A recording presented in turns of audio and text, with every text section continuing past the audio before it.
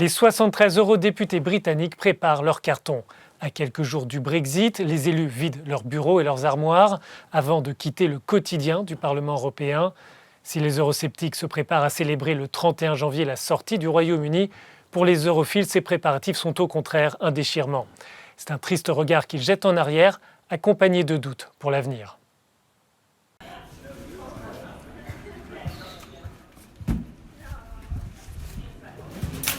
Judith Bunting ne veut pas quitter le Parlement européen.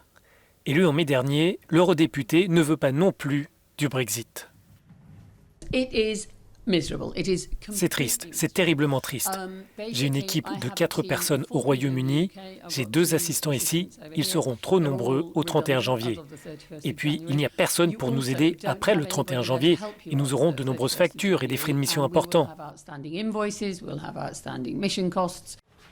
Les travaux des députés européens se poursuivent jusqu'au dernier jour. Judith Bunting siégeait au sein de la commission de l'industrie et de la délégation pour la péninsule coréenne. Sa dernière contribution dans l'hémicycle passe auprès de la commission de la culture sur les fonds et la commercialisation de l'innovation. Il faut plus de transparence sur l'attribution des contrats et nous devons savoir. Il faut exprimer clairement que les petites et moyennes entreprises sont les bienvenues.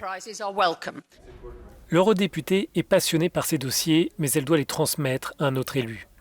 Judith Bunting prévoit de retourner au Royaume-Uni et reprendre sa carrière dans les médias. Elle a fait campagne l'année dernière avec les libéraux-démocrates pour dénoncer le Brexit. Désormais, elle pense que son pays doit faire une pause hors de l'Union européenne. Nous devons être un peu humbles. L'Union est fantastique et nous a soutenus, mais c'est nous qui décidons de partir. Nous ne pouvons pas tourner le dos et dire le lendemain que l'on veut revenir. C'est irréaliste.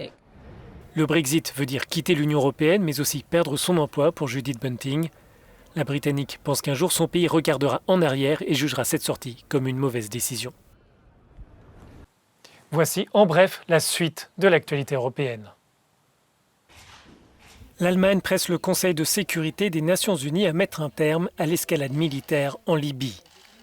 À l'issue d'une rencontre avec le chef de la diplomatie de l'Union européenne, le ministre allemand des Affaires étrangères estime que tous ceux qui violent l'embargo sur les armes doivent savoir qu'ils en subiront les conséquences. Selon les autorités libyennes, des attaques ont eu lieu malgré les promesses d'un cessez-le-feu.